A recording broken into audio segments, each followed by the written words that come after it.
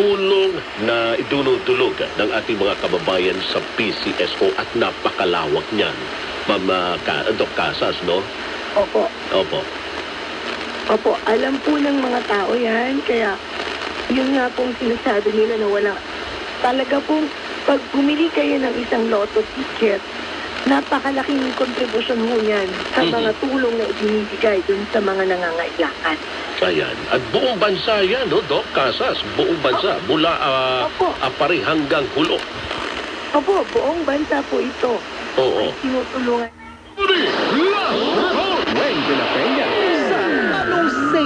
Meron tayong first time caller, ha? Mula Cainta, si Nick nasa linya. Si Nick, magandang umaga po sa inyo.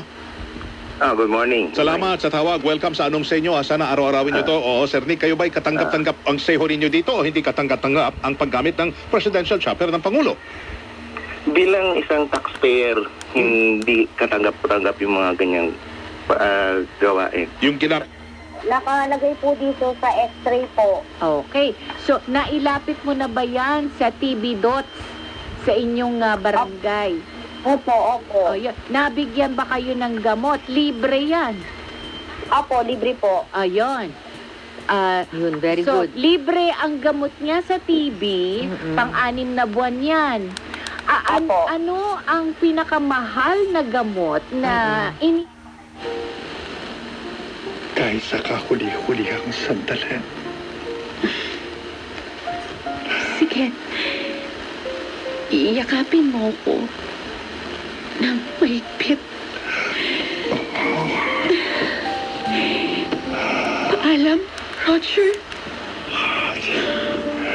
Kung sakali mang ito na ang ng ambag o kontribusyon sa ating pagninegosyo. At ngayong ngang umaga ay ibabahagi niyo po sa amin, sir, yung usapin patungkol sa social media marketing. So as we start, sir, ano po ba ang dapat na makita ng ating mga taga-subaybay ngayong umaga patungkol po dito? Ayan po, no? Sa mga nagnegosyo. Nagtapos ang mahigit 150 individual edad 18 hanggang 24 mula sa Rizal sa komprehensibong 3-part module ng Job Start Philippines Program. Batay sa pabatid ng Dole Calabarzon, ang mga nasabing individual ay nagmula sa Antipolo City at Angono. Ang programa ay isang flagship initiative ng Dole na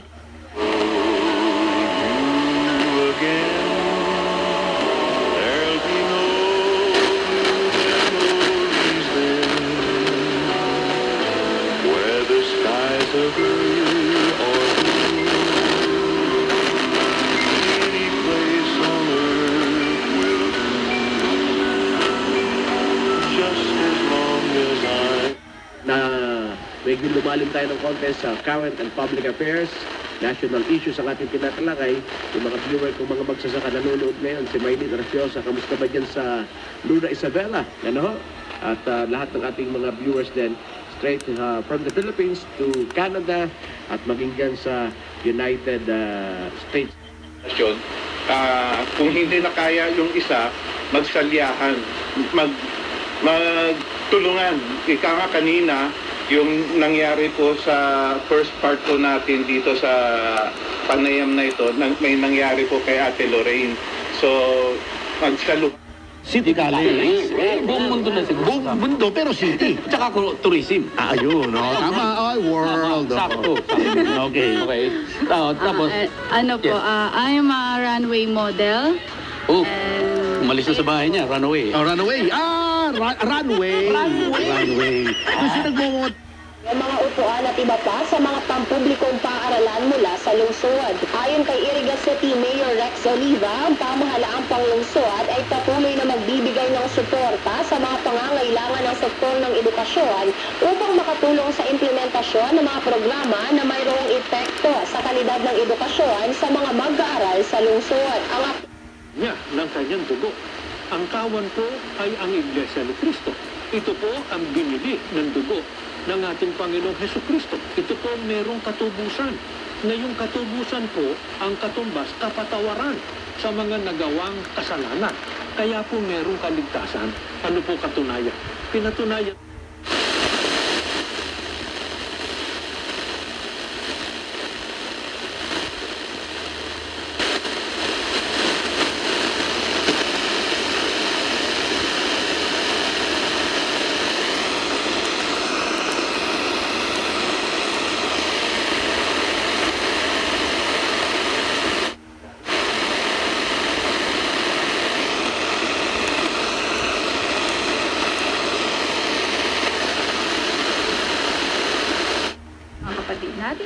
sa lokal ng Bayan-Bayanan, Metro Manila East. At syempre nagpapabati rin po ng pa-hi good morning daw sa kapitbahay mula dyan sa New Era, Sped. Kaya syempre kasamahan po nila Teacher Mad at Teacher Michelle. Ayan. Good morning sa inyo. Maraming salamat sa mga pagbati ng ating Walang hanggang sa intiling. At salamat po Lord sa nairaos po namin na general meeting po ng DOD po ng SALT, servants of the Almighty and loving Trinity po. Kahapon na Lord, makagumpay po na all discipline of service is very different. Katulad nga sa sabi mo, yung pagbibimbang sa umaga, tapos yung sa yung isa sa katawan, sa utak, parang lahat. Parang kaya nag-ibig ko.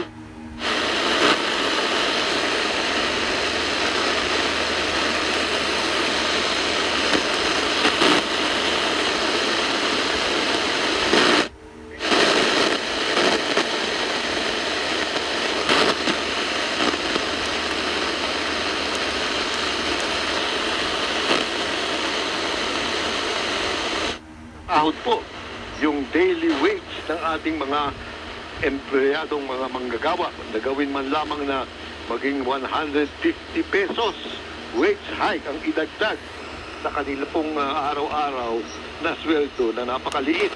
Madagdagan man lamang ito ng 151 piso.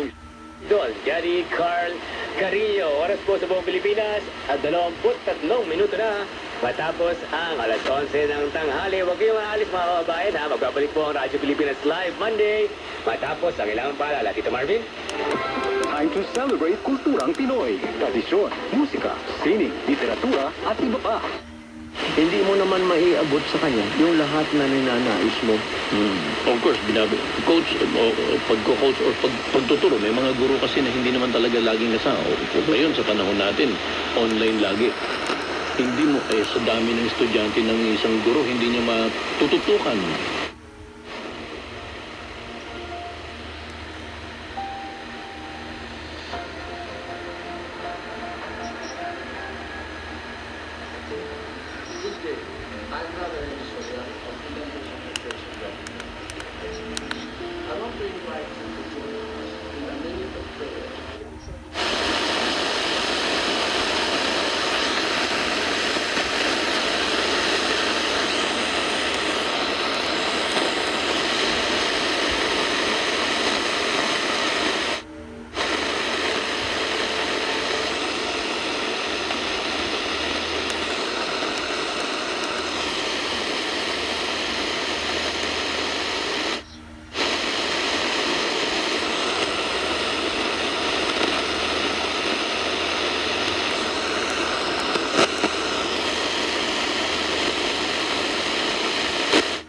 And the masses and the people.